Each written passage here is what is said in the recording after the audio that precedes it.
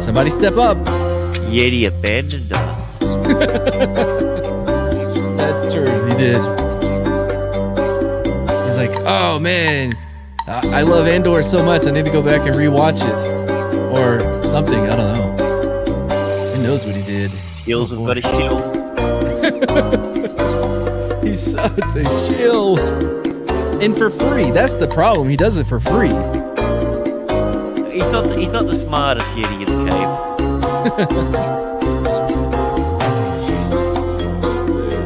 But he's had plenty of Yetis in his caves.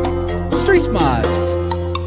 Every Wednesday and Saturday at 3 p.m. Central. Yeah, every Saturday and Wednesday-ish. That's a good way to put it. And every superhero needs his theme music. Here we go. Reigning as the Mad King comes with no ease. Burden of greatness is hard on these knees. Lameness is your particular disease. Stitching with jokes, that's my sacred degree. Bloods and Crips got nothing on me. Always dig in, dig out for eternity. That's my war cry, it's out my Bradley. Knocking out movies like I'm fucking Jet Li.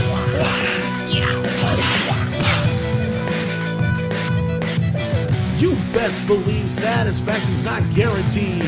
Mama Susan treats me like I'm a refugee, but I know how to use her. The YouTuber's YouTuber. Facts. Fighting on back roads and back rooms. Oh, I be saving the future. George has completely given up on ever being on any of the dumps. He made it way too big. Nailed it. How dare you? I totally nailed it. And what's Gucci, my ninjas? It's your boy Mad Cheesemo, Mad the Magnivolent, Mad the Magnificent, Mad Pock Choppa, Mad Cavelli, Madvrick, Mad House Shilmo. of the Mad Targaryen, Mad Garian. Nailed it. Hey, welcome to the dump, the Mad's Wednesday dump. I didn't name it. And we are joined by a cast of people. And for the record, cast. we will be talking about Andor, and I do have my Hispanic adjacency to fall back on. So John Rocha, coach? John Rocha. Oh man, whatever happened to him on Collider? Wasn't he on Collider? Yeah, So but he's he made it too big too quick, just like George. Except that George actually made it big. He didn't. So sad. He looks so like natural wearing that hat. It looks like you know what I mean? It really looks like a natural fit for him. Like, oh yeah, this dude Cowboys. He knows the cowboy way. You usually see cowboys that are weighing over 300 pounds. I mean, that's a normal thing to see. So, yeah. And speaking of cowboys, Brahma Bull. How's it going? Glad to be back here. I thought we were dumping the Mad Dump and doing the Superior Dump. Oh, well, it is the Superior Dump. It's kind of derivative because, like, when you think of the Mad Dump, you think Superior. You know what I mean? Yeah, it was awkward when you were hosting the Saturday Dump. The What? Inferior Dump. Oh, yeah.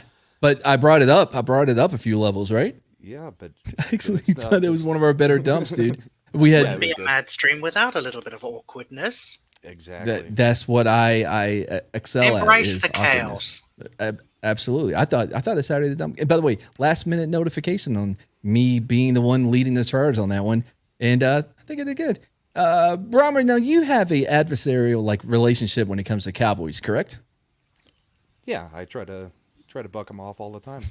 I said buck. We've seen Brokeback Mountain. We know what you mean. Oh yeah, not a lot of my product camarada is the correct response to what's Gucci. But after 8 seconds on Brahma, they don't want any more. That's all they need. No, unlike certain people on the panel, I have an animal's name, but I don't pretend to be an animal. And then we've got an actual Yeti over Where my Yeti at? Your Yeti's right here! I am so glad I don't have video that because I go full out. I don't know why, but I imagine you put both your hands either side of your mouth to make the sound echo. You're like, of course. Yeah, He's definitely. right here. Actually, I bring my hands up by the face. I don't it's kind of like what Mad's doing, kind of like that. Yeah, you raise the roof is what that's Raising called. it. I'm raising it up. So like that, but with more gums and teeth. I'm sure.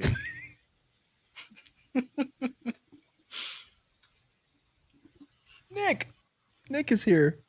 Yes, I'm here. It's been way too long. Yeti, you still there? Oh yeah, I'm here. Grant, Hello. anything you would like to say before we get going? Allegedly, I said a few things a while ago. You probably don't remember it, about the size of a potential friend of mine's teeth and gum size. That was actually in actual fact, and it was an over-exaggeration based on the mythical Yeti creatures that we've seen in current films. And I apologize. Do you have anything you would like to say? Your Yeti's right here.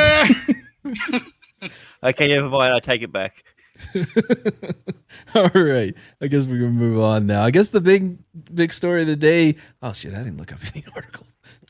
I guess the big story of the day is this Andor show. Who's seen it? Okay, Brahma. I know Yeti's seen it. Grant hasn't seen it. Nick, did you see Andor? Don't you speak for me. Oh no, it's not really my thing. Oh, that's right. Yes, the books You've were never much watched better. TV Yeah. until like I you don't didn't. watch TV. I just don't have the same interests that you. Diversity is a good thing, you know. No. It's our strength. I've heard that. Yeah, but that Yeah, one is forced. strength. Yeah, no. For those that don't know, Nick and Sam, the twins, they didn't actually even have a TV until like 3 years ago. So they're really behind on a lot of the, cultural. Yeah, we didn't like get internet until 2 years ago. that. True. That's when you got on YouTube. You're like, what's this YouTube thing? Yeah, it's So like that looks like a Dark TV. Witchcraft. That looks like a TV. Anyway, all right, Brahma, what did you think of? We're not gonna spoil it, and if we do, we'll let y'all know. We'll put up a banner or some shit. Spoil away. Well, it's talking about chat. You're stuck if we're gonna spoil it. But Brahma, what did you think of it? It's got me interested. It's not as bad as I thought it would be. Yeah. I mean, the writing seems pretty good. It's not a little kid show. I mean, it's interesting. I think it's Yeti and I verging on good.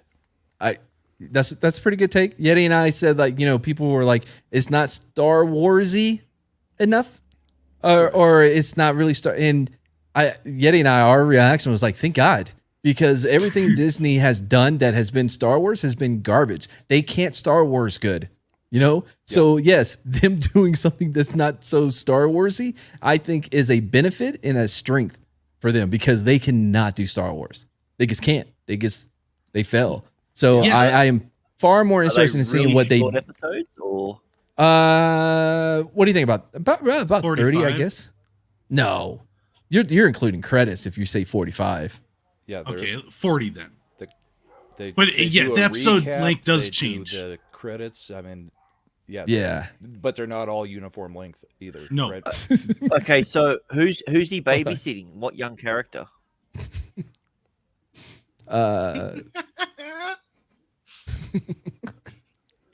I'll let you on a little secret.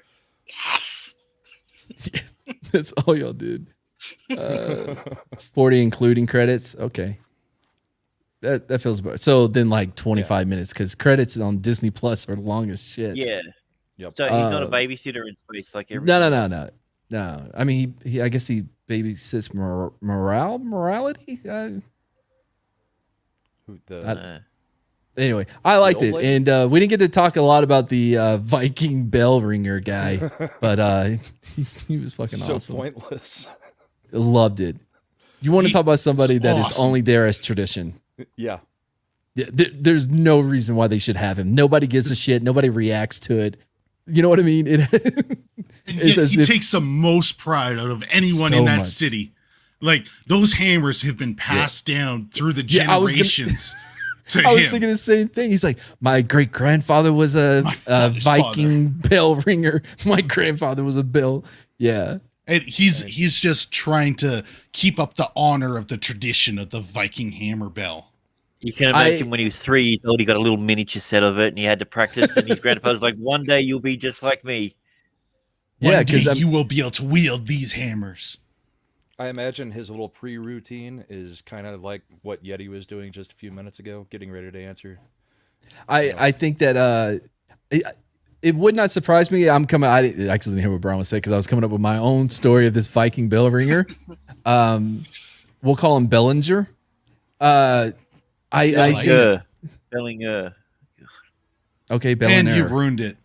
How? No, not you.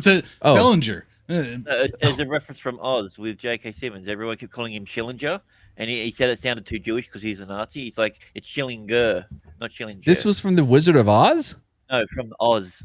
Oh, Oz. I thought you said Wizard of Oz. I'm like, hold on. J.K. Simmons played a Nazi in the Wizard of Oz. I might have downloaded the wrong version, but yeah. But no, so Bellinger, I extended edition of the director's cut. Yeah.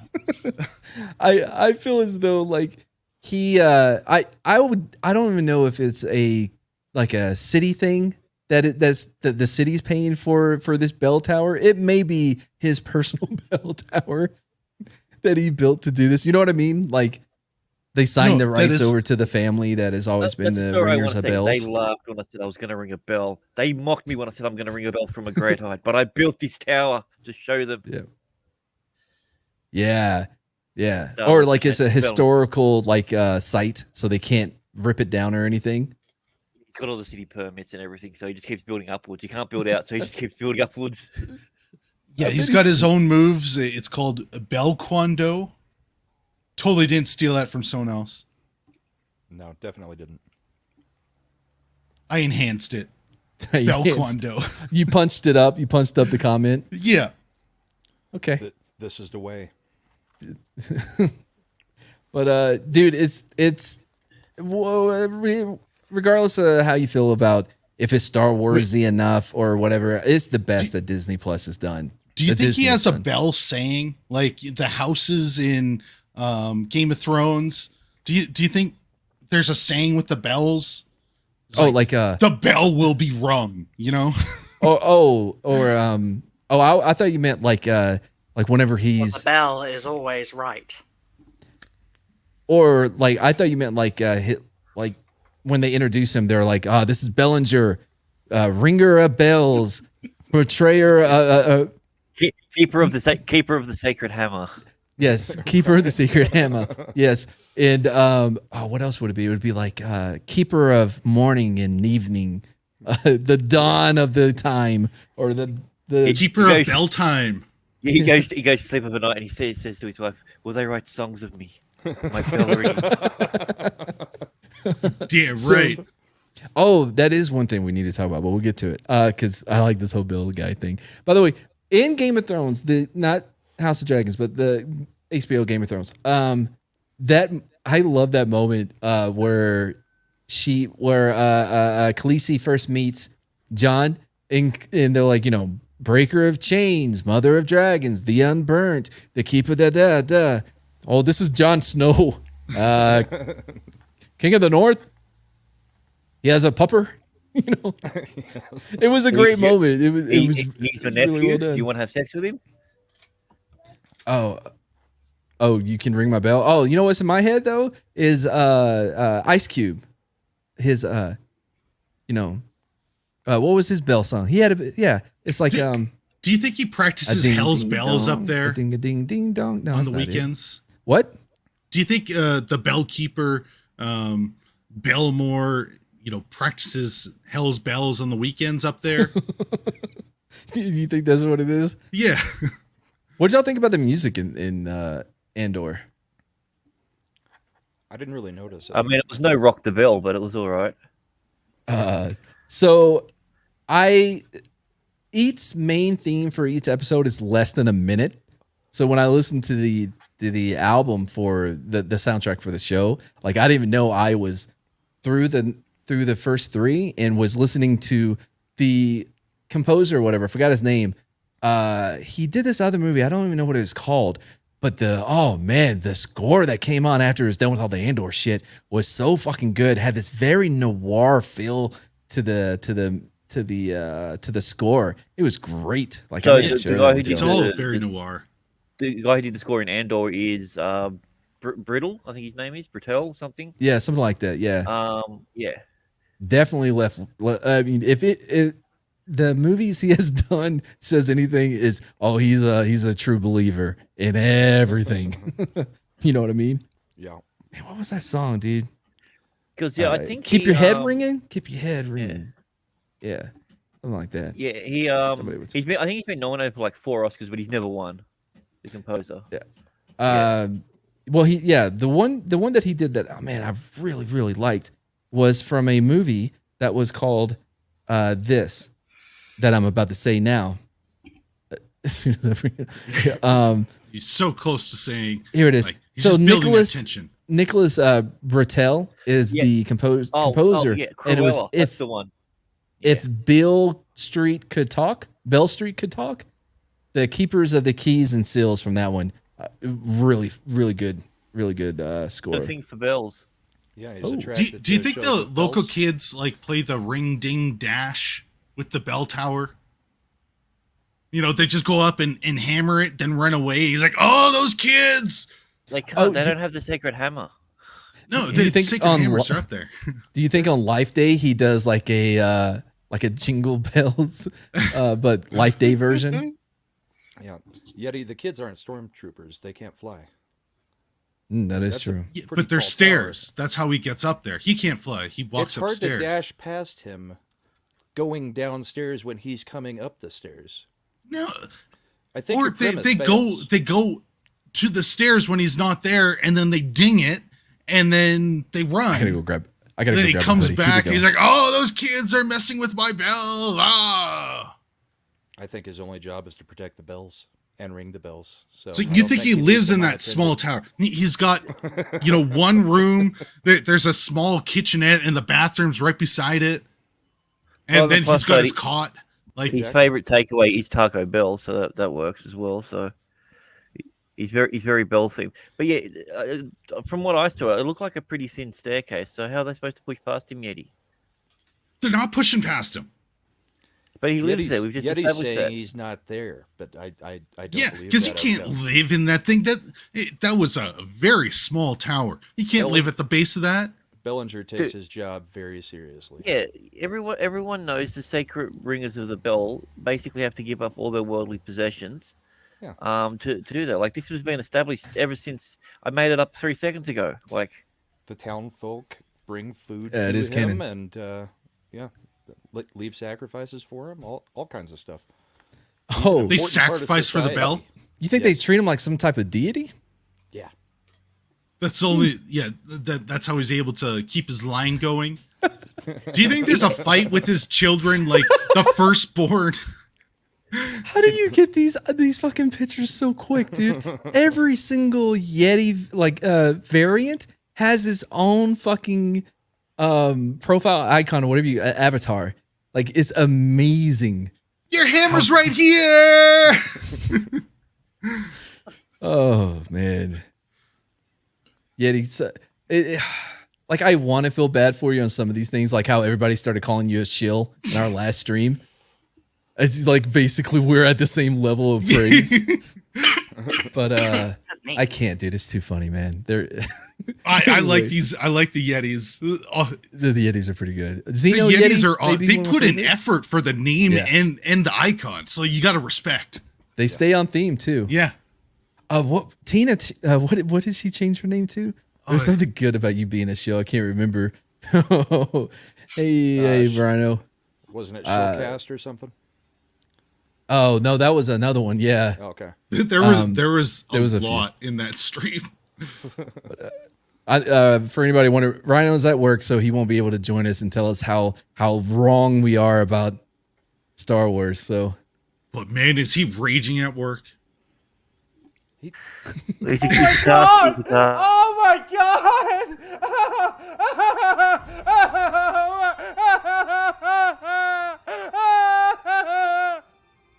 Fucking stupid!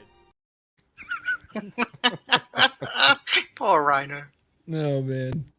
But anyway, so yeah, that's our Andor talk, I guess, without spoiling it, because I wanted to get into House of Dragons as well. If you didn't, excellent description. Andor itself. I'm thinking there's got to be a way we could do the Bellinger a video on him, because he is The life and times of the the life and times of the the Bellringer. outlaw Yeti. Look at the eyes. But he wears that hat. That's exactly how I picture Oh, I him in just my realized head. where these things are from. That's from Plants vs Zombies. Yeah, the other ones are though. Really? No, like he's yeah. He No, I'm uses saying a this picture. ton. This picture, I'm saying. Yeah, this one. Yeah.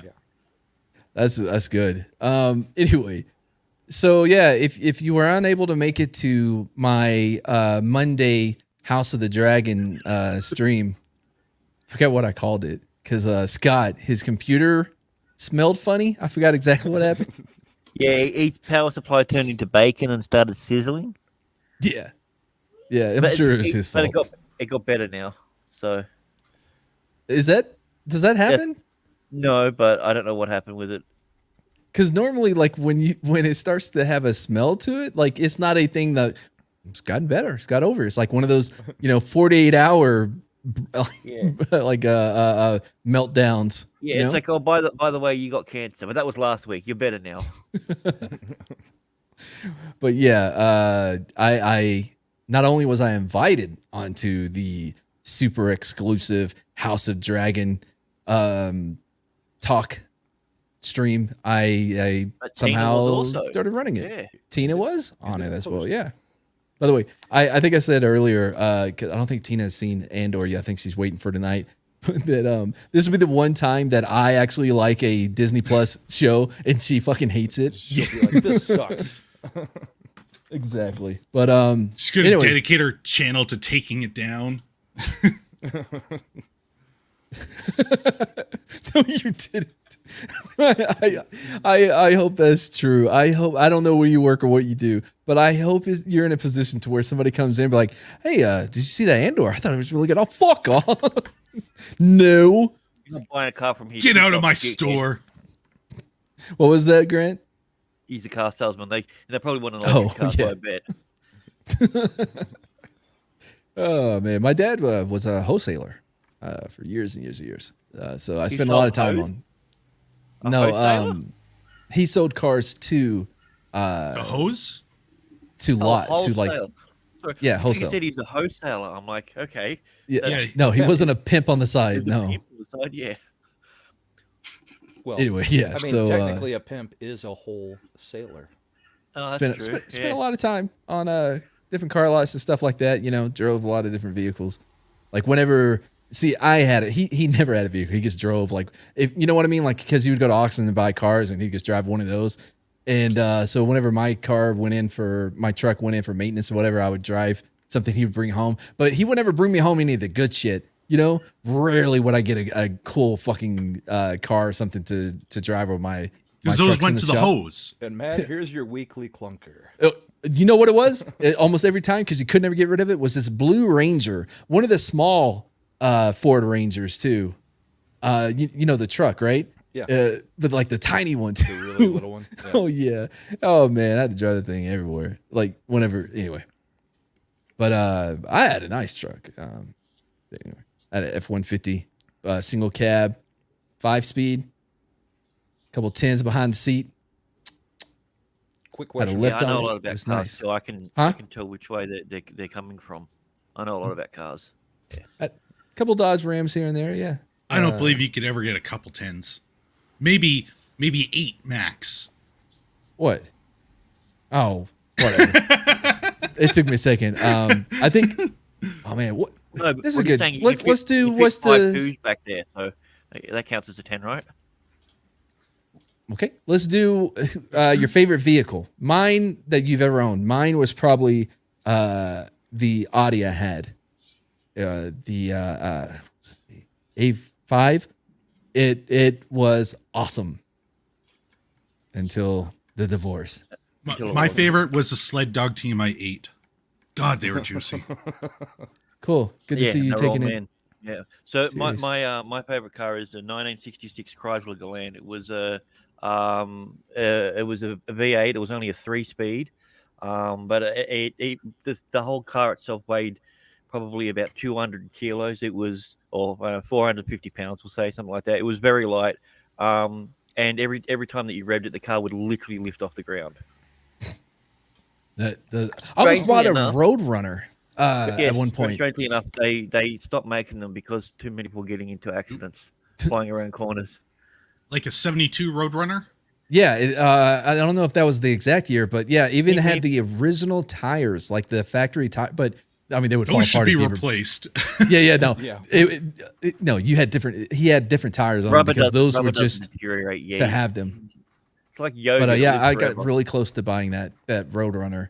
Kind of regret not getting, man. That would have been awesome. But Nick, what? This question wouldn't apply. My bad. What's your favorite book on cars? Yeah, what's your favorite car manual? I've never actually read a car manual. Oh, dude, you should, man. You stuck to the moped ones. No, I'm not really all that interested in cars. The cars were more my dad's thing, and he just sort of passes things along. He takes care of all that. I'm a horrible millennial like that. If you ever do read a car manual, I would suggest one of those minivans because some of them come with TVs and DVD players. Oh, they do, yeah. Oh, and but you can get that in a fucking Tahoe. I had a H3. Yeah, you can get it in. Yeah, tell me in the chat to ask you a question. Your car owner's right here. All right, Brahma, what was your favorite? My favorite that I owned was actually a Mini Cooper. Those things are fun as hell to drive, and yeah, I saw Italian Job, the remake. Yeah, it makes you feel like a giant as well. Yeah. No, I had one of the 4-door ones, but not the Countryman. So it was still the original Mini Cooper, just 5 inches stretched over what the normal one is. And I 5 inches stretched, so just so you can lie about the size. Yeah. Well, that's because you're measuring from the ball. Yeah, measure from the tank. But you're measuring it from the donut in the back. You got to measure it from the undercarriage. All right, what about a dream car? What would be your dream car? Anyone can go. I'll go for 67 GT500 Shelby. God damn it, Yeti. Like legit? Almost a Clay Thompson, we actually ride emus. Emu. Yeah. Yeah, big ass emus. Yeah, I would love a Shelby as well, I think. Copy. But I'm pretty sure there are YouTube clips where you can actually see people riding emus or ostriches, one of them. Probably Germans. Yeah, there are similar stuff. Different things. So mine would be the 2003 Lamborghini Gallardo. That has the engine's turned sideways, so there's no drive shaft, so it goes straight into it. It's just all power and all torque. Oh, it's also most of the body's carbon fiber, so it's light. Brahma? I'm trying to think. I don't ever really think about cars, like which ones I would want. So come back to me. Typical McLaren fan, I bet. God. Yeah, I'll go with the McLaren from the Jeremy's Razors commercial because. Oh, it's available right now. Yeah. Like no joke. Unlike the Razors. I know it's a contest he's doing. Oh, you know what? I changed my answer. I always wanted a Ford Lightning. Do y'all remember that? It was like the sports truck for Ford. It was like the Dodge SRT truck that they had with the Viper engine dropped in it. Oh, okay. They're the ones that have the really, really large flat fronts on it, and it has the super, super long tray at the back. No. No. It was just like the racing truck that they had, the Ford Lightning. It looked a lot like, normal. P1 McLaren. Yeah. What about Eleanor? Anybody would want an Eleanor? No. I can't remember what Eleanor was. Yeah, I don't remember which one that was. Speaking of not remembering, King 1 for $5. Yes. My dream car is the car ready bug out rig so that I can disappear into the outback and be away from all the crazy. A Dakar ready bug. Yeah. Oh, Dakar. Like the desert place where they race. Quick, get in Dakar and go. I want a motorcycle. Not a motorcycle guy, dude. When I was a kid, I had a dirt bike, but it was too big. Like man, how old was I? I was like 10. This thing was like a Yamaha 150 or whatever it was. Like it was too big. I had to pull up to a tractor trailer, tractor tire to step on so I could get off of this thing. It was so high compared to me. Anyway, we went mudding one time, and this is at my grandparents' ranch, and I was trying to pull up to the tire to step off on, but the handles are all fucking slick because of the mud, and I accidentally fucking hit the fucking gas. Dude. And I hit a surge protector box, like the gray box that you have in your house, but it was on the outside of the barn. Because it was just like a shed. It's a whole thing. It was on anyway. It hit me right in the fucking face. I fly off the dirt bike. It goes into the corral. I was like, I'm done with those. Like I'm good. Never need to be on one of those. Yeah, I stuck to the 4-wheelers. I've got a Suzuki Boulevard, but I don't ride it very much anymore because people are just batshit crazy anymore. I have never felt so unsafe as I have for the past year and a half or so. I tried to convince the girlfriend to let me buy a Spider. Yeah. The Can-Am Spider. The trike type. Yeah. Style. With the 2 in the front. Yeah. Yep. Those are nice. I do too. But that was a no-go. No. She's like, no. I mean, I don't go enough places to even have one. You buy it first, and then you get forgiveness after. That would be great if I was the money source. Yeah. So you a little bit more difficult. Steal several of her credit cards. Yeah, I stole $20,000. I bought a bike you didn't want me to have. Oh no, I don't think it's that I'm much. so sorry. I made you tacos. Anyway, so tell me about something that you bought and hid from your wife and or girlfriend while I go put food in the oven. This computer that I just bought like 3 weeks ago for about $1,100-$1,200. She still hasn't noticed it because it looks very similar to the old tower. And I also guess it's lucky that she doesn't watch streams that you're on. Exactly. Yeah, what have you stolen from your girlfriend? What have I what? What have you bought and hidden from your girlfriend? Assuming that you have a girlfriend. I don't know. Do Yetis have girlfriends? I don't know if I've bought and hidden something. Like bought something that you probably shouldn't have then and didn't hide it, but like overspent on something. I don't know. Oh man. Yes, I can relate because I'm thinking about getting a new computer myself. Yeti, someone in the chat has a question for you.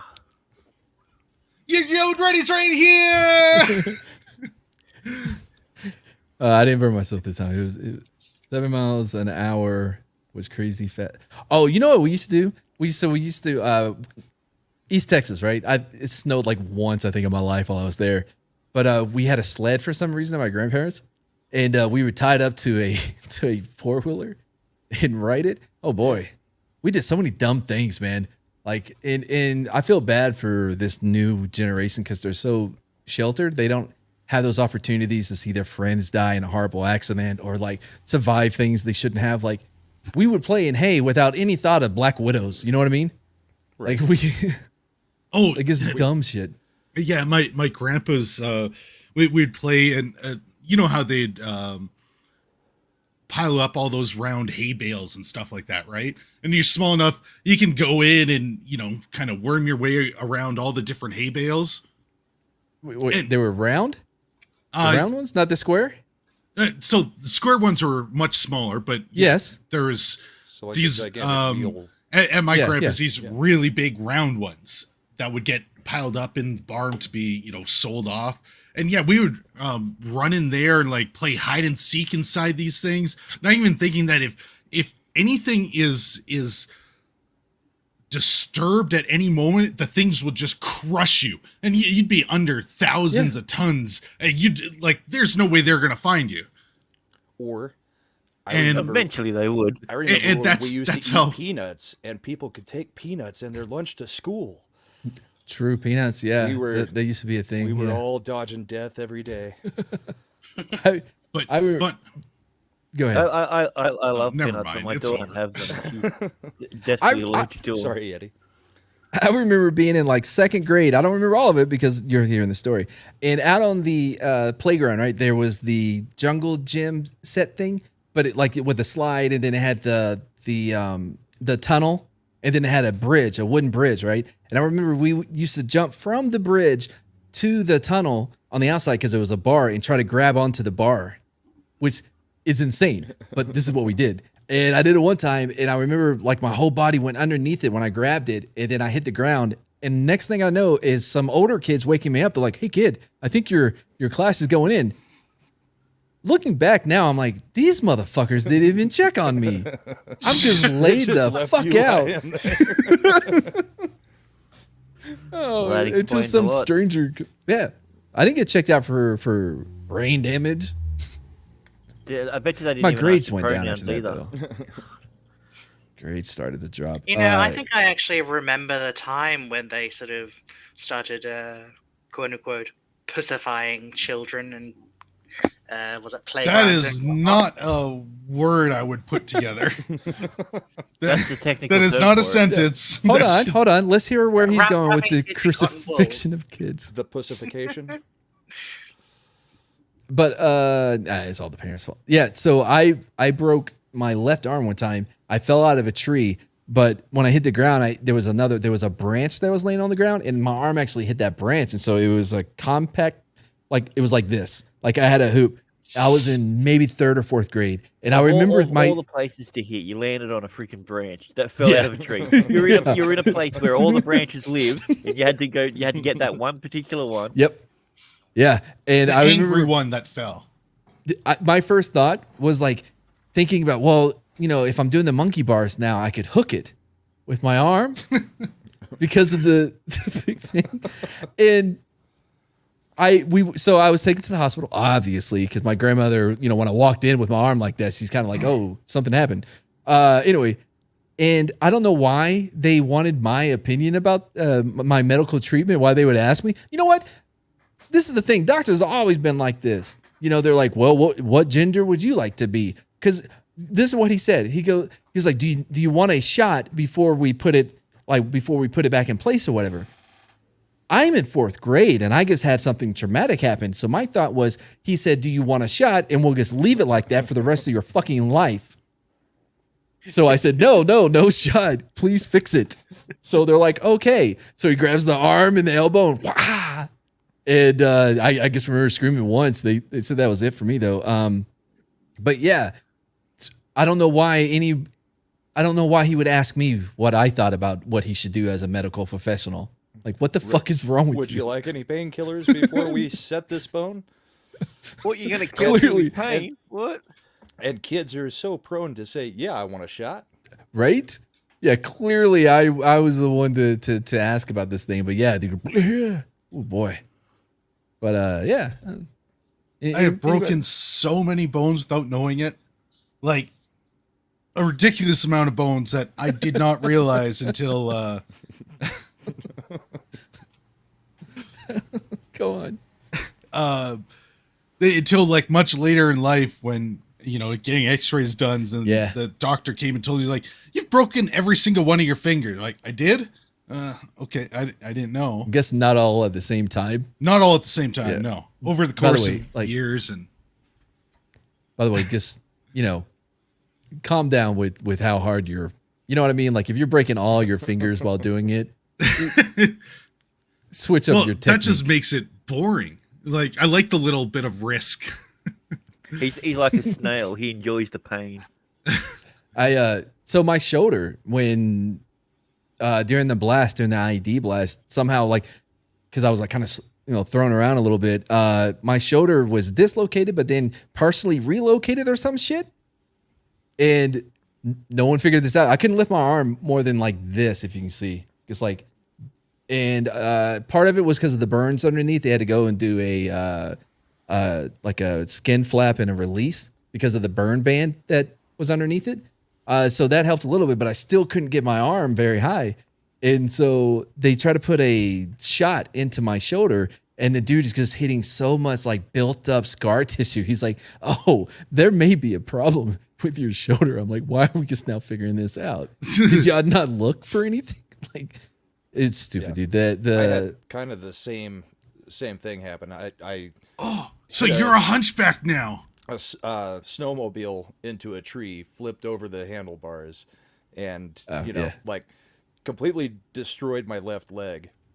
But my left shoulder was also dislocated and popped back in when I hit the ground. So it actually tore the labrum. Ooh, yeah. But nobody knew about that. They were more worried about the leg and the severe concussion. So, I mean, I could dislocate it on command for most of my life until recently. Now, it's got like so Mel much scar Gibson tissue, it's jacked. Yeah, like Lethal Weapon. It would actually pop out the back. So, ooh. But I fractured my heel when I was in OSIT at Fort Knox when I was in training, and I don't know if you've had a fractured heel before. Oh, that sucks. But I was on crutches for maybe 3-4 weeks or whatever. It was I hit it I was lucky because at that time we were doing a lot of classroom training stuff and not out in the field for sticks or anything like that. So I would have to march miles every day on crutches. I don't know if you've ever had to march, like, you know what I mean, on crutches for it's so it sucked so much under my arms. And so the training's like, well, it's better than standing on it. Did your foot balloon up? No, I don't remember, man. I'll be honest. Some of this stuff is a little, foggy because of the traumatic brain injury. Yeah. But I do remember. So the training it was 18 weeks, and I got to Fort Knox in July, but the cycle that I was supposed to go into was full, and there was like 40 or maybe 45 of us that had to stay in reception, the thing that you do before you go into the actual training, for months. I did not leave Fort Knox until December. I was there for so fucking long. And so, but at the end of the training, you go in and the drill sergeant's like, "Hey, work on this when you get to the, your place, maybe do this." You know what I mean? And I go in and he goes, Mad Martigan. Cause that's what cause that's your name. Cause that's my name. Yeah. Cause that's your name. Yeah. He goes, "Oh, motherfucker, I was supposed to recycle your ass like week 3. I'm like, well, it's too, like, make me go back to reception and start the whole process over again. I was like, well, I mean, it's too late now, right? Joe Sarni's like, "Man, I ain't doing that paperwork. Get the fuck out of here." Only reason I got out of there was because he forgot about me. That's how it's done, by the way. If you ever join the military, be forgotten. Oh, the worst break I ever had was my tailbone. Oh, really? It's bad because it's perfectly fine when you're walking, but changing any position is almost impossible to do. So to get like from a sitting to a standing position, almost impossible to do. But yeah, they call that the Mardi Gras injury in Australia. The Mardi Gras? Yeah. Why? Please. Nick, can you explain it to him? I could, but I think you might explain it better. Yeah, well, Nick's too proper. Yeah, I'm much too proper and posh for this. the Mardi Gras is the big festival that they have to celebrate the gay and lesbian pride in Australia. Oh. So yeah, a busted house I get it. Isn't anything out of the ordinary. Oh, I'm gonna need y'all to vape a little bit here and there because I'm taking bites. Okay, Did you Yeti. say vape? I don't smoke. Before we get too far from Andor, let me ask one question of you guys then. Do you think you would have liked it as much if it wasn't the first 3 episodes being released? Like, would the first 2 episodes have been enough for you or not? There wasn't a strong enough hook in episode 1. Like, that was Right. one of its biggest downfalls. Yeah, you definitely had to have the 3 in order to show the building of what was going on, which isn't, that's my biggest criticism. They needed to do a better job with the hook to drive you to want to see the others. I think that is a very fair question, actually. Whether the whole idea about releasing these episodes or a number of episodes up front, do you think the amount of episodes actually correlates to the faith the company has in the actual project? Well, That's without spoiling things, in this one, the first 2 episodes, like Raging Rhino was saying, were a little bit slow. The third one finally had some actual action, so I think they kind of had to look at it as, we kind of need that third episode just to make sure that it brings everybody back. That's the one thing where, like, slow and boring should be. You need, because it was slow, but it wasn't boring because it's character driven. So, it was the story, the world, the characters, the acting, it was on point. It was great, but it's not like big flashing bombs and action set pieces going on in episode 2 or anything like that. Right. And I didn't think that was bad because it was like, oh, finally they're dedicating themselves to writing properly, to getting these characters well-rounded and interesting, and like I enjoyed that part, because they've been so flat. It, but I did think it was better that the third episode was there, just to have some action. Yeah, I mean, there's action in all of them, but not like an actual action, 10-minute sequence. Well, I appreciated they didn't go with the mandate of 2 action scenes per episode like the other show.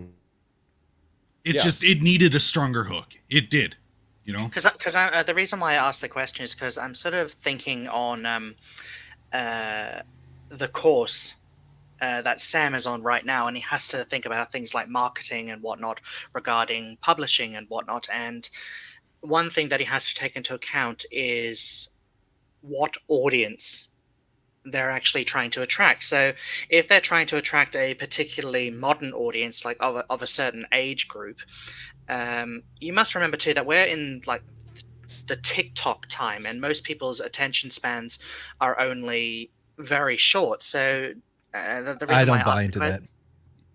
No, and you don't? It wasn't boring, Xeno Yeti. It wasn't boring. There was a slow build. Not boring. Methodical the way it was. I think Yeti, you bring up a good point too. Slow is not the same as boring. Yeah, correct.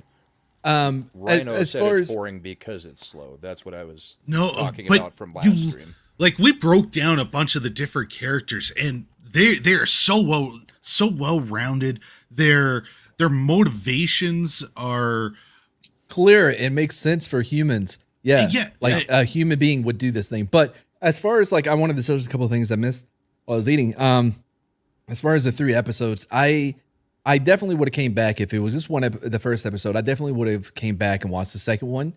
But it does work better with all 3 in one slice. It's almost like a movie, and it plays out very well because I have no problem with the first 2 episodes and what they were, trying to establish or whatever. I don't think it's a waste at all to build your world. Raised by Wolves is a great example. That first season basically was almost all, it consisted almost entirely of world building. And then season 2 is just cuckoo bananas, but it was earned because they did all that work in the first season. And I think people are underappreciating the the balls that it takes to go against the grain of what everyone has been seeing on Disney Plus. Not only are like the whole accent piece and everything, like they're doing something entirely different that's not Star Wars in a Star Wars show. But it still felt like Star Wars. The set pieces. I think so as well. But what I'm saying is like, because all of the like the shows aren't good, the ones that they put out so far, but they have garnered a lot of views and a lot of praise from, you know, the typical people, right? So they could have just rested on that and made another one of their Mandalorians. They could have let Dave Filoni have this one as well, but they went a different direction. So as much hate as they deserve for everything that they've done in Star Wars, I do commend them on letting the showrunner for this have his vision and actually let him implement it. And I hope it continues. I really hope. I really hope it pays off and we don't get screwed. Do we dare hope that it's a turning point? I don't. I'm think hoping so, not to have such a one-off type of character. I mean, we already know the fate, and maybe a turning point on the writing, but I don't think it's a. Well, I don't know, man. I suppose we go can with what keep you our were going to fingers say. crossed. Like I said at the beginning, the series is on the verge of being good, or it's on the verge of falling apart completely when they start introducing all the women. Yeah. Mon Mothma is going to be a major player in this show, right? From what I've which read, is where concerning. You could have Andor being, overshadowed by yet another female character. If you guys remember the first 3 episodes of The Mandalorian, it started off so strong story. I thought it was very, very story driven, and then that the 4th episode it went into a completely different direction of like monster of the week type of thing, and it didn't mesh there. I would have been okay with it if he was going to do bounties. If each week was like almost a procedural where he does bounties. Western. Same thing for The Witcher. I would have loved that. That has been my complaint for The Mandalorian since the beginning. It needs to choose which it wants to be, story driven or bounty of the week. Because I'd be okay with. Well, the way they were doing it wasn't weaving well absolutely enough. Not. No. But my point was, it started with that very strong story narrative, and then it just takes 180, and like I didn't like that part. So it's happened before where 3 episodes are cohesive. Right. I kind of look at the way they're starting this as like when they used to start some shows with like a mini movie, like an hour long movie. It's not uncommon at all. And then jump to or opening with a mini series. That's only happened in like Battlestar Galactica. It never happens except for that. It does. Like what other ones? That used to be a thing where the pilot would be longer than the following episodes. Yeah. To do this very thing, to establish the show, they would have longer premieres. An hour and a half or hour and a half. I see what you're saying. Watch it down the road, like on DVD or whatnot. They're separated into the 3 separate episodes. I wonder if this would have played better if they hadn't split it up into 3 separate episodes, because there's no reason to do that I can see. And I wonder if that would have made a difference. Like, rather than saying we're releasing the first 3 episodes, saying, hey, we're releasing 1 episode. Yeah, the pilot is, an hour and a half or what have you. Like, I wonder if that would have changed a lot. Because I know is like, he doesn't even know if he's going to watch the 2nd episode because he was lost in the first. That may still have happened if they were all 3 combined, but I don't think he would have been as enticed to stop watching, at some point if it was all one continuous episode. Rather than having that break where you can make that decision of, fuck it, I'm not going to do the 2nd one, Right. But I wanted to touch on what Marks47 said about this being the first series not to use the Stagecraft VR set. What's the name? There's a name for it. Maybe it's not Stagecraft, but what it? The volume. Volume. Yeah, so it's where they have all the screens and the actors are like acting, with all these screens that are projecting whatever. Anyway, you get it. You definitely can see that there was more time put into not only the sets but having practical effects as much. I felt as much as they possibly could, because almost all of the aliens in that city or whatever, almost all of them were practical for the most part. Mm-hmm. And like the one scene where they're in the warehouse, all the things dropping. Man, I love that. Dude, that was awesome. That was such a good set design. Stellar Skateboard, dude, I love him. His whole family can act their asses off, but all his sons, I guess. I've never seen. Well, I was going to say his daughter's a terrible actress. Yeah, I've never seen him. But. Yeah, no, for sure about the practical effects or whatever. And I was listening to some people talk about it, and they were like, "There's so many humans. There's not even like enough like aliens or whatever." I'm like, "What fucking show did you watch, dude? There were aliens everywhere." Like, I did not feel as though there was a noticeable lack of Latino aliens. A noticeable lack of aliens. You know what I mean? Because they brought up like in the Star Wars galaxy, there's 22,347 different species. I'm like, what the fuck? Well, one, why do you know that? Two, I felt that there was a pretty diverse species. And maybe it's a human-dominated world. Well, as it should be. Most of the Empire's worlds were. Yeah, I know. Yeah. It's just. But what I'm asking though, as Brahma and Yeti, did y'all feel as though there was a lack of alien representation? No, there was a pretty good variety. I could probably, as in ET. What 10 or 12 through just the first 2 episodes, different species that you see. Yeah, there was and a lot of new ones too that we like. There was those ones that were like Jawinian like adjacent. Like they weren't Jawas, but they were very close to them. They're like little short and running away. And had a slug head. Orange guys. Yeah. Oh, yeah. Hallfoots. Yeah. Did you see Jawfoots? Yeah, they're like Horrorfoots. Yeah, but they're Jawfoots. Dude, I tried to learn how to speak Jawinian or Jawanese, I think is the technical term. Yeah. Wookie nipple pinchy.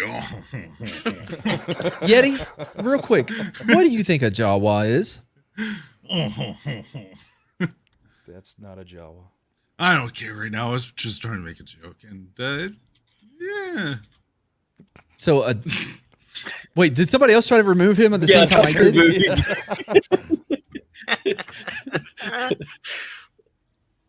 No, the Jawas Yeti were like, you teeny. Yeah. Mama Luke. Something like that. Yeah, the giant slug thing. Jawas, Yeah. Yeah. He solo. The ones with the super low voices. Yeah. From the one from the first one. Yeah. The underwater. I've been talking to Mad for like 4 or 5 hours at this point now. I haven't had a break. Bro, it's been like an hour and a half. Anyway. You had a 12-minute break. It feels like it drags on when it's with you. Oh, wow. Tell people more reasons why they should stay and watch us. Yeah. Good Lord. Leave him. I think he can add himself now. But anyway. Yeah, so House of the Dragons. We can talk about that real quick. Because like I said, I got to be on the Monday exclusive. I don't know if I'm ever going to be welcome back. I guess it depends on his computer. But I thought this was the best episode of the season for me up to this point. It was my favorite, hands down. Yeah. Yeah. Well, you actually saw the princess taking responsibility. Like, oh yeah, we got to do what's best for the house. Okay. Yeah. I guess that's one thing. Well, she agreed to the marriage and all that, and it's like she wasn't complaining the whole time. Because he's gay. And she's like, well, I'm not going to have to bang him. Yeah, I know. Right. So, Yeti, do you prefer duck or goose? Okay. That one did bother me. Listen, I get it. I've seen Spartacus as well, right? But the difference here is that they were subtle about it. Mostly because they had to be back then. But yours, I get you, and I know it came from the book. It was like a reference to the book. The book kind of did the same thing, but it did not transfer over to the screen. You know, for me, I was surprised that the Knight of Kisses turned out to be. I mean, he's like the man right of all. Like that was the one that threw me. At first I'm like 90 Kisses, but then I'm like, that's actually a pretty pimp name, the Knight of Kisses. You know what I mean? Because like he'll sneak up on you. It's like he'll kiss you to death. Yeah. It's like using a pink gun in a shooter. People are like, oh, and then you kill him with them, and they're like, man, y'all got killed by a pink gun. One shot, one kill. Yeah. But no, I hate it. And it was so confusing. Beware the night when he gives you the soft kiss. Good night. He's not the knight of soft kisses and hugs. What are you talking about? Everyone knows that's Sir Yeti. He likes the soft kisses. No, what I'm saying is like, but when they did it in the show, like I was so confused. I didn't know what the food represented, because I'm like, wait, is she gay or is she asking if he's gay? Because when I think greasy, I don't think women like greasy meat. He said geese is very it's very fatty and chewy. I'm like, wait, but yeah, that whole thing fell apart for me. I'm like, oh, okay, but that was bad writing there. Yeah, probably didn't work. Yeah, I also fixed up the edit part at the end for one of the shorts I did for Scott, where Allison is walking in, and then Clubfoot says, "Do you know what color they use?" I just took out where he says green on it, so it's more implied because it was pretty obvious what it was. They didn't have to spell the it whole out. the whole green thing. Like, she's wearing green. That means she's going to war. Did you know that? Yes, it's green. I'm like, yeah, we know, dude. Dude, inside the episode, homeboy, whoever runs this fucking show, homeboy legit said like, yeah, no, I thought it was a real subtle way to let people. I mean, we said it like literally. Yeah, we flat out stated it, but we were subtle. But still feel like it was subtle. Like I don't think you know what that word means. However, we beat you over the head with our subtlety. I was kind of hoping it was going to be her knights like rushing in there, you know. She's like, and then just yell out what the other blonde princess did. Like, she's sleeping with her uncle, and you know, so she starts trying to take. She over. Wasn't. By the way, holy shit, dude! Like you're dancing with your uncle, and you're like, "Why don't you fuck me here, bitch? We had a wedding. We're at your wedding reception. What are you doing?" He also said, you know, you could do it if you cut down all the knights and everything and take them now. It's just like, because he couldn't do it. That's the point. That's why she was taunting him with it. But yeah, everyone could hear. Yeah, no. Oh, okay. Yes, I understand that she was trying to, but there was definitely a like, no, like I'm like 60% for real. Time's running out. You know what I mean? He's like, yeah, no, you've got your sword. Go, Nick. Tacos or sausages? Oh man. But by the way, this was written by a woman. This episode, which was very surprising to me. When you look at the scene between what's the king's name? Viserys? Yeah, Viserys and Sir Versace. Ronald Dawn, whatever his name is, right? When he's on the chair, not in a bathtub, like some people thought. I know there's been a lot of talk out there about it looking as though he was in a bathtub, but he's not. I made sure to correct everyone on that. Anyway, and he starts talking about like, you know, what will they sing about me? Like, will they think I'm a good king? And they go into will they sing songs that make like the Ringer of the Bell? Yes, Bellinger. Oh, I was like, I don't think he said that in there. But no, like I really love it because it delves deep into something that I've read so much about in about the whole idea of masculinity and what it means, and like being wild at heart. It like this innate feeling that of chasing adventure and being tested and seeing whether or not if it's life and death, will you step up and will you do what has to be done, or will you shrivel into into being a bit. Sounds great until you suffer brain injury, and then you're like, yeah. Absolutely, yeah, 100%. Even outside of that, we did shrivel. Well, I guess outside of that, just like taking another life, it's you're chipping away at your very soul when you do that. You don't get that back, regardless of the situation. It hits you, in a way that you can't really describe. I know a lot of books and films really try to, but it's really not something that you understand until you're with it, you know? And so, yeah, so being in the military, like I've seen a lot of guys that were in the military, but they were never combat arms, and they always feel less than, or like they should have done this or that or whatever. But, and I've always thought of them as being the lucky ones because they have the advantage or the privilege of living throughout their life without having to answer that question, because it may not go the way you think it will. It usually doesn't. Right. Yeah. And that's kind of what they were talking about in that scene. Cause his hand was like, yeah, not everybody likes the answer or whatever when they get it, which is really true for a lot of people. I think the Mighty Boss Stone said it best. The king never had to knock on wood, and he's glad he hasn't yet. It makes him wonder if he could. At least that's the impression that I get. Right? Yeah. I saved it for you, Mad.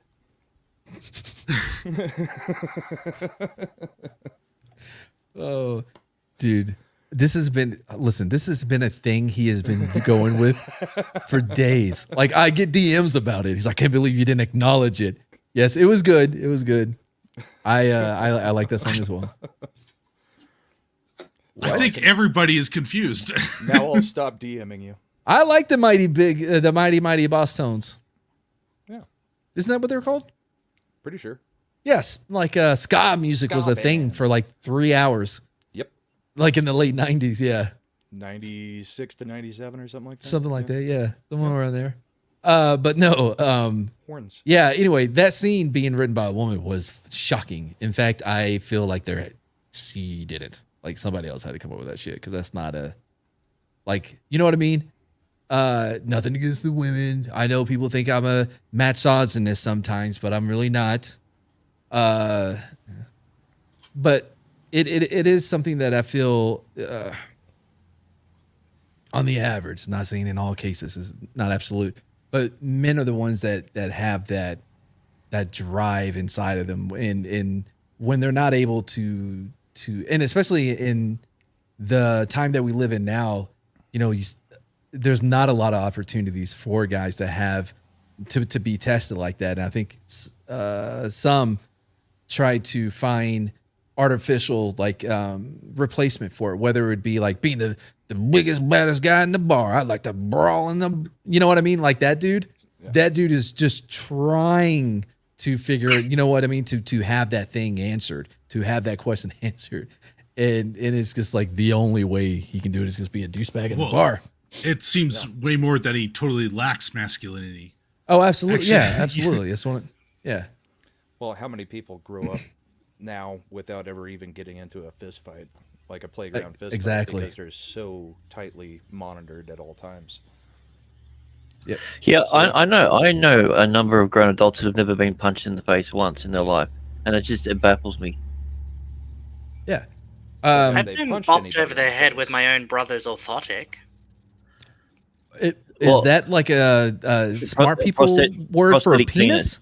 Yeah. No. It's because Sam has cerebral palsy. Yeah. For a good long while, he actually had to wear this orthotic, and it covered the great majority of his right leg. Kind of like what Forrest Gump had. And it is solid plastic. And once he actually smacked me over the head with it. Oh, did you deserve it? No.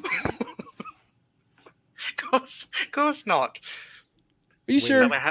Is Nick the good one or the bad one? No, Sam's the evil one. I'm the nice one. Sam's the evil one. Sam's the one that has the facial hair. Yes. He's the one who won't have a mustache. Oh. Yeah. Anyway, evil?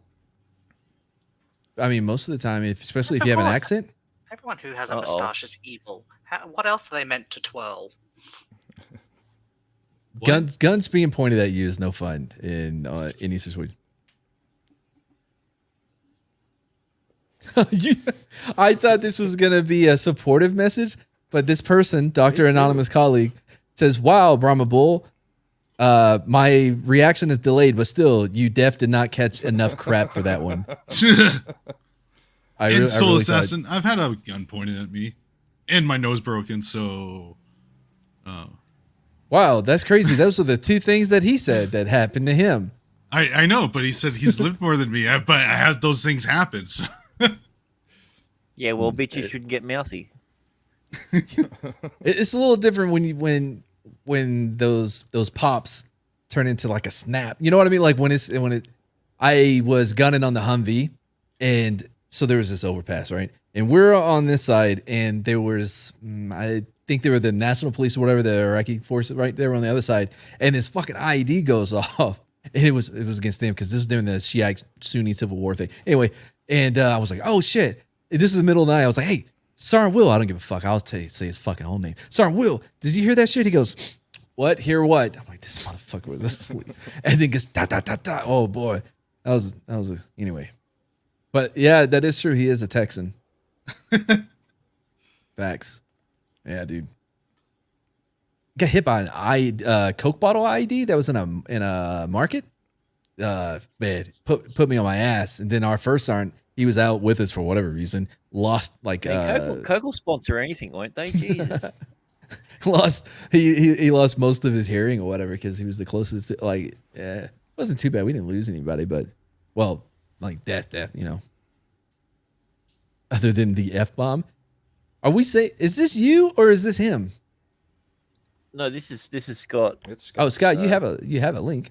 Anyway, this is the Wednesday dump, man. We talk about whatever. We talked about Andor. We talked about House of Dragon. Superior dump. Yeah. I love how now he has a problem with the F-bomb. Did anybody else find it weird though that they show the preview for the next episode and it's like 10 years in the future and they? Oh, House of Dragon. I thought you meant Andor. I'm like, what? Yeah. But he's still alive. I mean. I know he has to be, but I mean they've got him basically on his deathbed at the end of the episode, and well, no, he collapses. Like not on like I'm like, oh, he's dead. Oh yeah, I thought he was dead. I didn't watch the thing afterwards, so. Oh, sorry. I mean, thanks for ruining that for the next episode. Brahma. I thought people watched those. Yeah, I certainly did. Yeah, I was shocked. I'm like, oh, they really have I hope these two actresses that are playing these other two can really live up to the mediocre standard that the other two set, because if they're bad, it's going to ruin the whole show. There's a lot that's riding on these two to pull this out. Yeah. I hope they can do it justice. I know what you're talking about now, Nick. That's what you have to use a similar thing if you have a drop foot. Yep, that's right. And they make a big plastic thing that some people wear for like scoliosis too to help correct your spine. Now I know what you're talking about. Yeah, think about that being bashed on the top of your skull. Yeah. You know what? Hold on, Scott, before you go. You know what? So here's the thing. I host this show every week. I fill in on the Saturday dump. I even fill in on the exclusive, very private Monday House of the Dragon stream. And yet I don't have an emoji. Did you see the 4 that I've got? Do you really have 4? I swear to Christ, I better not look and you have 4. I'm not kidding. I don't know how to look. All right, so moving on. Speaking of Cowboys, dude, did y'all see the Cincinnati game with the Cowboys? Micah Parsons is legit a game-changing unicorn. You know what I mean? I haven't watched the NFL in about 2 years now, so no, cool. I don't. Yeah, this goes right out of my head because I'm a filthy foreigner. Gay sports ball. I do know that they won on a last-second field goal. Yeah, it's a sports thing in the ball. Yeah, well, that's because of the unicorn. You know, Micah Parsons had 2 sacks, 4 for the year. 2 sacks. Oh, I've only got the 1. He affects every play. Every play. Just his presence affects it because they'll put they'll double team with 2 linemen, try to chip them with the tight end or running back at the same time, and Dagus opens it up for the other D lineman. You have to know where he is at all times. He is a game wrecker. Von Miller used to be like that too for the Broncos when he was there. I mean, he single-handedly won the Super Bowl. And what's his face? I mean, he's no Brett Favre, but he's Cam right. Newton hasn't been Cam the same Newton since. Never recovered from that. Never recovered. That Nope. one hit that he took where he forced the fumble. Yeah, Cam right there at recovered. Yeah. And he was like on MVP pace. He year, was. Wasn't he? Or was he that MVP? year he was the MVP, I'm pretty sure. I think so too. Yeah, I mean, Von Miller was like the Madden curse, but in human form. Yeah. Anybody know what the Madden curse is? If you're on the cover of Madden next season, something horrible happens to you. Yep, or you suck. It's the same thing with UFC. If you Same get thing put for on the NHL. cover, you lose your next fight. It's happened with every single person that's ever been on the UFC cover in all 7 of their games. Maybe it's just an EA thing then. So in 2004 Madden, Mike Vick was on the cover. That preseason, he broke his I think it was his left leg, but below the knee, like that area break, right? I worked at EB Games at the time, and the stand-up we had of Mike Vick for the promotion for the game, his left leg was missing from the knee down. Shit, you not. I'm like, wow, this is just real. Peyton Manning was on the cover. Yep.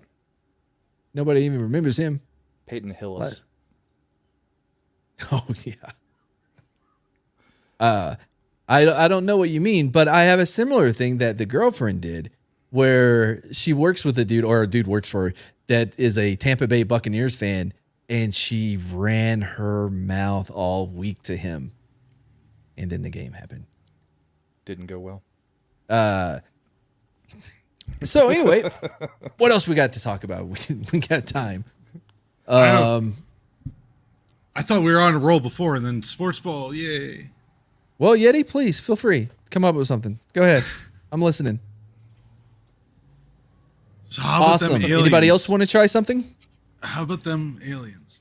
Actually, I got to find that video. It was a pretty interesting UFO video. Yeti, why don't you tell us? Do we have any more Generation Hut or any of those sort of videos?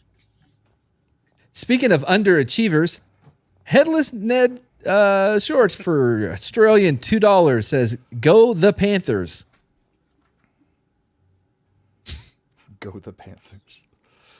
Go the Panthers. That's awesome. I would like Yeti to explain to a whole new crowd how Aliens and Congo are the same movie. Wow, you and Solis as we're right on track. Yeah, you want to do that for us, Yeti, while I look up some things? I'm sure we can talk about that for another 30, 45 minutes. Well, it's so obvious, and if you really want to hear all my thoughts, you can watch the watch along video. No, where don't. I did explain it.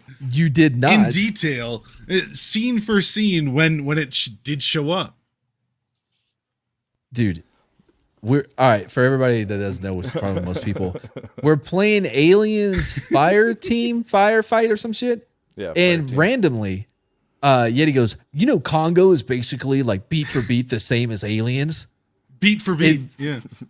We stopped. We're like, hold the fuck on. Like, what are you saying right now, dum-dum? And he's like, no, for real. Like, I'll show y'all. Like, Congo, beat for beat, is the same as Aliens. So as soon as we're done, we went right to Congo and watched it. And this may shock some of you, but it is not anything like Aliens whatsoever. The best he could come up with was we were not watching the same movie. Hold on. The best he could come up with is, you see the radar thing? It's kind of like what they had in Aliens, beat for beat. And I'm pretty sure it was just a graphing calculator. Yes. Yeah, the radar and the guns. And then there's that whole other thing, and there's Xeno. Yeah. That's basically what's up. No, that did not happen. Brahma's the one that dies. I don't think you died the last time. I did on the one time where I healed you instead of me because you were standing too close to me. I was standing too close to you. Is that how we're gonna? That's how I'm going. Wow. So I'm looking for something real quick. But by the way, do y'all have? Do you, Brahma, for certain? Do you have Fallout 76 available? Is it on the Game Pass? Yeah, but I don't know if it's on the where you can play it on the Windows or whatever. Because that may be a fun thing because it was garbage when it first came out. I think it got a lot better. I played it for a little bit. But it may be something fun for us to play together because of all the weird shit in it and bugs and stuff. Maybe fun. I can check and see if I can download Cool. it. I already downloaded it. Did any of you guys watch Edge Runner? What is Edge Runner? Yeah, the Cyberpunk 2077 show. It was good. good. No. Oh yeah, I was watched the fantastic, first man. episode of that. Yeah, it's awesome. Oh yeah, the animation is excellent. Yeah, the last 2 episodes get a little bit weird, but the whole series was pretty good. So, but Mad didn't watch it, so No, I won't didn't. talk about it. Not Oh, at it's all. so No. refreshing to see a blank look on his face. Oh, you know what we can do? We can bring a little aliens in here. Yeti, I know that you have been wanting to see the video of the lady that I used for the intro Oh God, the from crazy the alien school. Yeah. This is like, you can do anything. So this is how it starts. Lucas, Mad Fabbit. You can make it. Did somebody pause it for a reason? I didn't touch it. I Anything. don't have the You- power. Cut out the floppy part of my arm while I do that. Okay, I don't know. I would love to have a permanent green screen for that. You know what I mean? I understand. I was gonna get. Why is this in the video? I didn't. Wasn't Yeah, gonna get it. this I is called a Googled it for prologue. sure, but this is like. Yeah, this what is happens like when you lose weight. Anyway, because I want to make it like a news. Why is Make this it like a here? news. Sorry. is You know, that- if she Like didn't Fox? want Yeah. people looking Like, at it, she shouldn't Fixating? have brought it up. like next Yeah. to my head, it has because I have these. There's graphics. no one Yeah, I gives a can't. I toss. Yeah. can't not see it. Like the graphics. so you but now you can't stop staring at it every time. That's all I'm Yeah. looking Yeah. at. Yeah. Also, so she is a comedian, but everything she talks about with the aliens and her experience, it's not a bit. She is 100% sincere with what she thinks. I've seen her in different interviews and stuff. By the way, those are not her teeth. So you can take them out at any time. She did that on Bert Kreischer's show. But you have to admit, this is exactly some of the shit that I have done and would do in a video. Have nonsense at the beginning. Yes, quite often. Yeah. can just like run that. Do you have a digital copy of that? I didn't know she was Canadian. I can like scan it. Yeah. Into the. Not like really known though. And I've never seen her stand up. Open mic night. Right, that's bad. You don't like. No, more than that, she was on Bert Kreischer's show. Yeah, she can you tours are you with, good with, at with that crew graphics? a Can fair you- bit. I think I can figure something. Yet none of us have ever seen her before. Are you mad Yeah, at me? because all that stuff is like what's going on? She's saying you're Are mad. you guys reading at the bottom? Yeah. I just. Yeah. Anyway, I think it's a great start to the video. Are we doing this or? If she's yeah, going sorry. for that awkwardness, then yes. Hello, welcome to Alien. That is. Former meth enthusiast. It's Jessa Reed. This is a video series where I'm going to tell you all the insane shit that I believe and then watch you unfollow me and unsubscribe from my YouTube because you followed me because you thought I was a comedian when in fact I'm just an insane person on the internet. In my defense, comedy's over. Being insane on the internet, kind of just getting started. By the way, I think this may be her only episode. Like I've seen her talk about some type of thing. Well, she just walked by. I was going to ask her something. Anyway, oh, hey, what was that thing she was doing when like she would write something down and hide it under the table for it to come true or some shit? All right, we can talk about it later. Anyway, she has no clue what I'm talking about, but it was a thing. Alien School.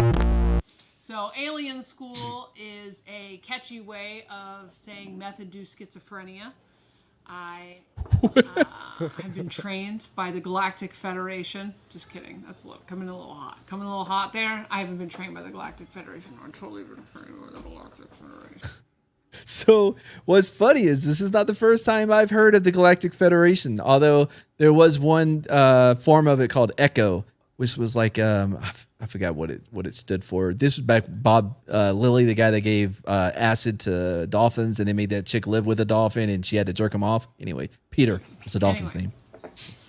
I had a near-death experience in 2000, couched in the middle of a 5-year meth bender. So my disclaimer here, that I will repeat in every episode, is that this is likely just the ramblings of someone who once had meth-induced schizophrenia. So I'm saying that once. I don't need... Oh. And she was worried about the flabby arms. Yo, she has that late 90s biodome type, you know what I mean? Like look with the hair and everything. Meth, not even once. That's just because she didn't clean it for a year. Yeah. Oh, yeah. You to say it in the comments. I literally do not need you. She is unique. I would bang her, but not kiss her. What a nauseating woman. I can't believe her talking about this doesn't make her relapse. Say it in the comments. There is also an option that a lot of people are not aware of on the internet where you can avert your eyes. You can just... That's it. It's crazy. Has you can scroll past things. The mannerisms of someone who is high right now. Yeah. You know what I mean? You don't have to watch things that you don't believe in. The purpose of this is to tell you how insane I am and then only get positive response. That's all I want. I only want positive validation for the stuff I'm about to tell you. Anyway. Oh, that'll never happen. So in 2000, I have a near-death experience. Welcome to the internet. This near-death experience was triggered by either being poisoned with arsenic or some GHB at the club. The club was called the Ohm. It was called... Question marks. It was called the Oh, the Ohm. I had a near-death experience at a club called the Ohm. It's lit. That, my friends, is called a synchronicity. Ohm. If you don't know what a Ohm synchronicity is in is. The sign, there's... Oh, you know what? That's synchronistic. Yep. Yeah. Tune into episode 5 or 6. I don't know. I'm sure we'll get into it. So my physical body gets thrown in a taxi cab and driven to a hospital. That's nice. And my astral body goes to a big blue ball of light. There's a big blue vibrating ball of light.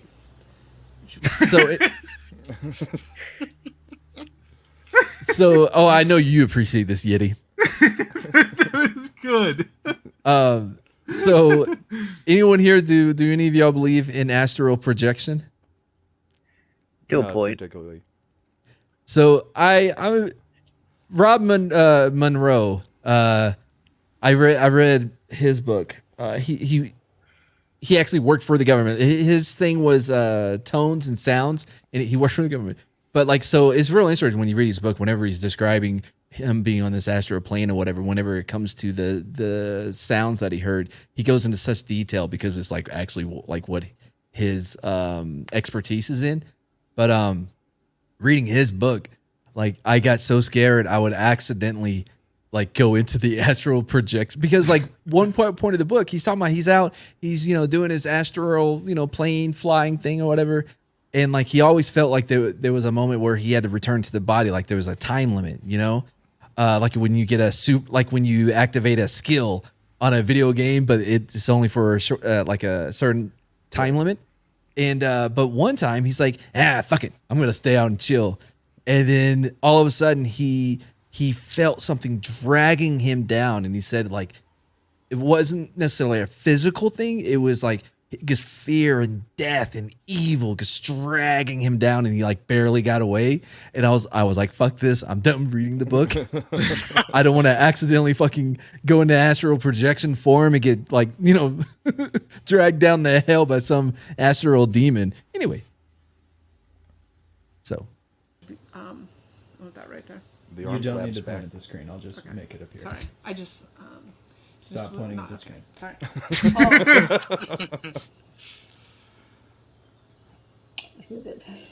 There's definitely alcohol in there. You're a little me. Oh, Jersey Mike. Are you mad at me. Is that what's happening? You feel mad at me. Of course. That's where this video goes. I don't like the word psychic. By the way, apparently someone, I'm not going to say who, they text me though, they named you Broma Bull. Broma Bull? Yeah, Broma instead of Brahma. Not gonna doesn't deserve that bro title. In the big blue ball of light, it is like vibration, which I didn't understand, frequency. I didn't understand any of these words that get thrown around at all until I'm in it. And I'm in it and I'm a part of it. But I am still myself. I don't have a physical body, but I have like a knowing that I'm a part of this thing. I don't know. You guys have done DMT. Okay, I'm getting water. I'll be back. All right, don't do DMT while you're gone. We're going to keep playing without you. Anybody done DMT? No. Nope. Nick? Nope. So and in this blue ball of light... A weird assumption. It says to me, it's like communicating with me, but it's like telepathic or something. There are no words. The words come later when I wake up. I can hear my brain like translating it. Now, I spent my entire life with this like vague homesickness running in the background where I just didn't feel, I felt literally dropped off on this planet my entire life. And in this blue ball of light is like bliss. It's like the best ecstasy you've ever done. Anybody done X? No. Because it'll be relieving your stress. I have. But I don't Gonna give it to you. I don't remember any effects because I was also very high before I took it. So I couldn't differentiate between whether what I am feeling is because of the weed or because of the X. It's really hard to... Yeah. Also, by the way, went to go see Hateful Eight. Not the best movie to see when you're high. That's because it's so slow at the beginning. Like, we legit thought that what's his name was Quentin Tarantino was fucking with us specifically. Like, he knows we're high. Dude, he knows. Yeah, he knows we're but high. us, like, we had to leave the theater because he was watching you. We were just so high, like because we were freaking anyway. I've ever done. Same thing happened to me when we went and saw The Simpsons. I didn't know it was in 3D. So I was high, and I saw it, and then that opening sequence, and I went, holy crap, what the hell did we smoke? Oh, wait, you weren't high when you saw it? No, I was high. You were, okay. I was high when we saw it, but no one told me, because I didn't watch Simpsons. No one told me that the movie was going to be this 3D cel-shaded sort. So I was freaking out for the opening, and then someone said, oh, the 3D's looking good. I went, oh, wait, so you can see it too? Yeah, yeah, that's why you have the glasses on. I have glasses on? I didn't have glasses on though. It was weird. And yeah. That is a little weird. Know that this is home. In this moment, I know that this is home. And the ball says to me, I call it the ball now. We're on the first name basis. And it says, you've done everything you came to do. You've learned everything you went to learn. After the ferret. You can stay here now. After. Yeah. If you want, but if you want to go back to Earth, we have a job that you can do. It's like a recruitment ball of blue. And I was like, it feels like really good ecstasy here. What is the job? And then the blue ball explains to me a bunch of shit about reality. Zip. And says that Earth is like a stage or like a place that we play a game. This is before virtual reality, but now I would describe it as virtual reality. And they said that we were every iteration. 2000 this happened, right? I'm pretty sure there was virtual reality in 2000. There was also the movie The Matrix, which she could have used. Also the movie Lawnmower Man. Yeah, I don't think Metheny would have seen any of those. Nintendo VR. Nintendo what was the one that was all red? The Virtual Boy. Nintendo VR. Virtual Boy. Yeah. Not Nintendo VR. And all 3 or 4 of its games. Yeah. That thing would so bad. Dude, did you hear like the testers what they suffered testing that fucking thing? Oh yeah. It was insane. I can't remember everything. Huh? The documentary on it about it. Oh, so the first time that we did it, we actually tried shooting the projection directly into the eyes. He's blind now. Jesus. It's just so matter of fact. It's like, yeah. So we learned that maybe that wasn't the best method. Yeah. I didn't see the documentary. I want to see it if you can give me a link to that. But I read an article that was talking about what they had to go through. Like pieces of this ball pieces, if you will. Just pieces of, wouldn't that be funny? We're just like the scrotum of God. That would be funny. So basically, if it was blue ball, it would be Manhattan's then, wouldn't it? Dr. Manhattan's from what? Yeah, it would be. So basically what this sounds a lot like is Gnosticism, which, you're talking about the idea that there was this, the beginning thing, right? And they're called eons. And you have a male eon, you have a female eon, right? And they need each other to make more eons or whatever. And then this one female eon, I forgot what the name of it was. Of course, it always starts with a woman. Decides to make another eon, but outside of the collective.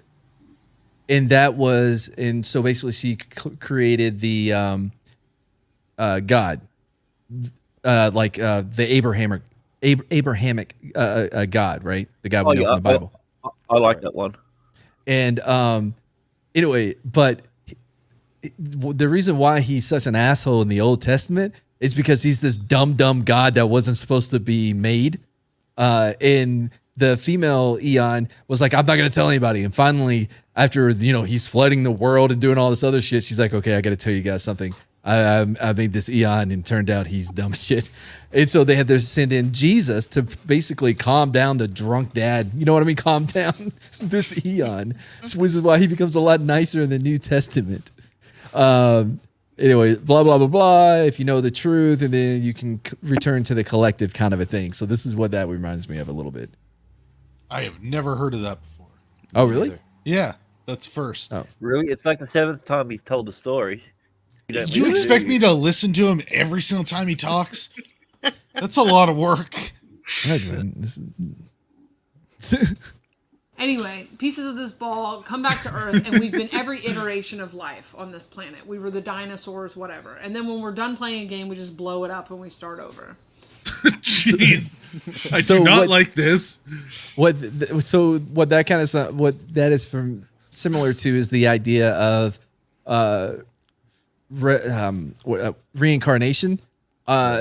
To where you learn all the lessons, right? Each time you reincarnate, you're there for a reason to learn a lesson, right?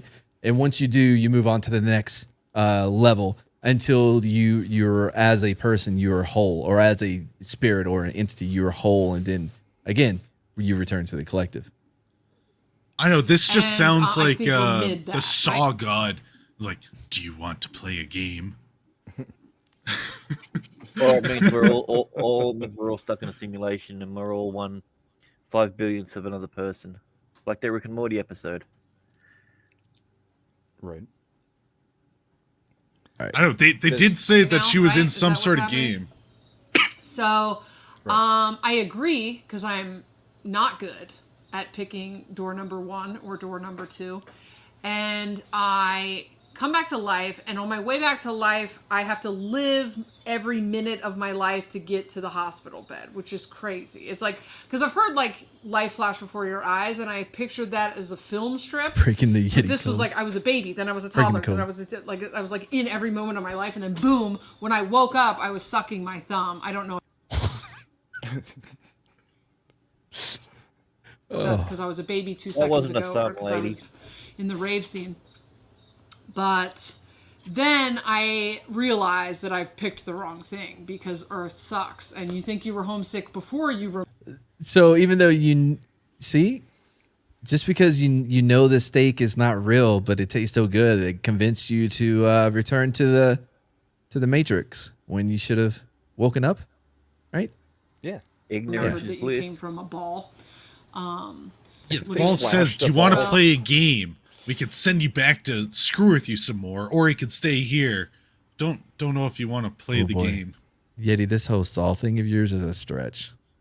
No, but she was talking. It literally said we were playing a game on Earth. The Old Testament is beat for beat the same as Saw. Explain, Yeti. This is beat for beat Saw. The Ten anyway, Commandments and Saw. That begins alien school. So alien school is the next 4 years.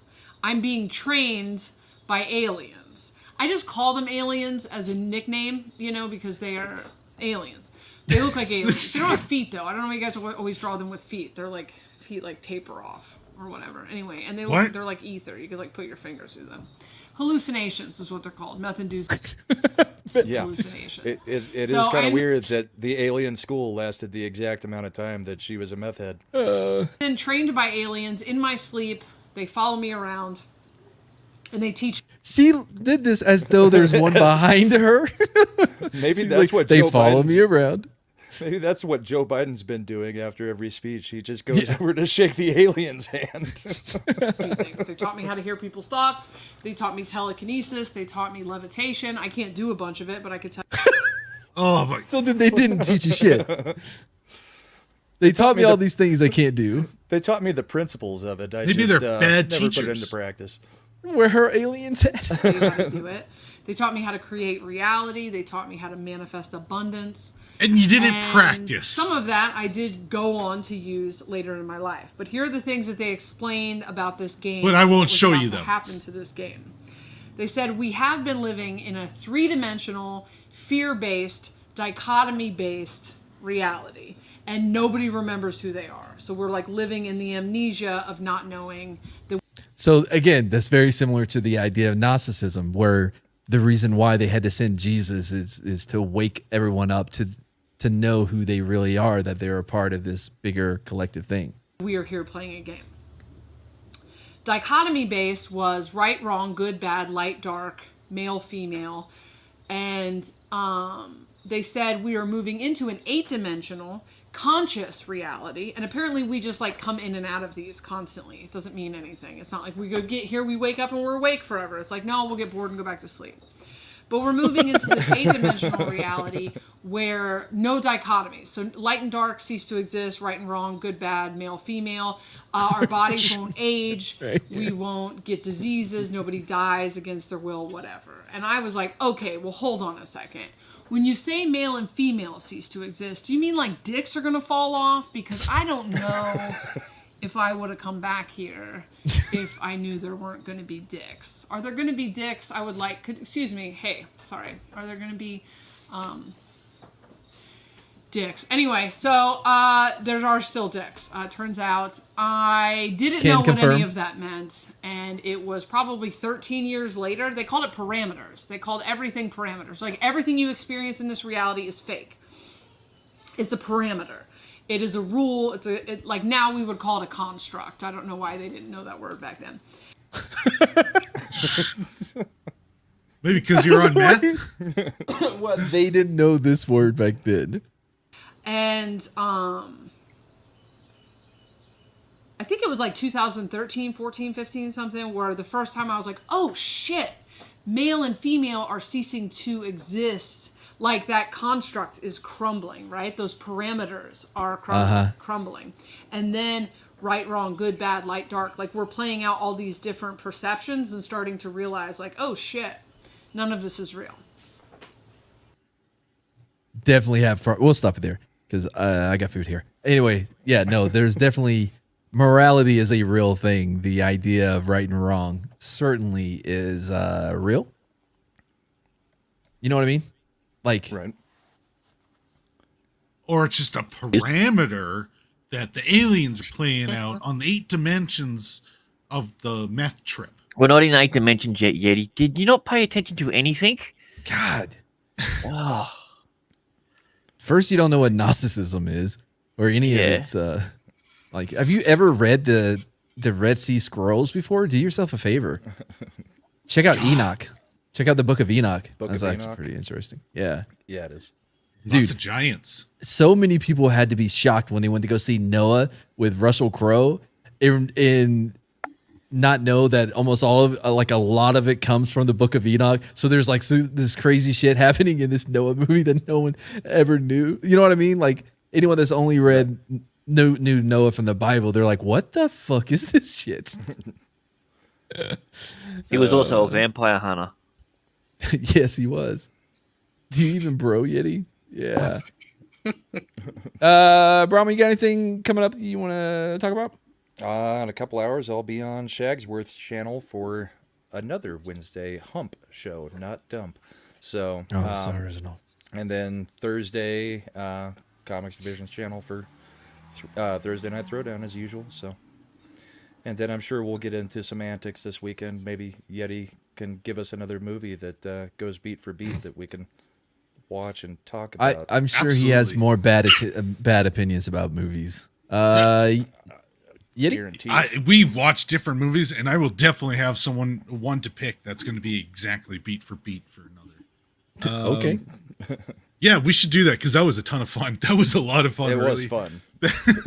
You're insane, but it was fun. I'm not going to disagree. I am a little insane. Yeah, and two buttholes. Nick, what do you and Sam got going on over your channel? On our channel, we recently released a whole lot of short videos. So I recommend everyone go have a look at those and have a bit of a laugh.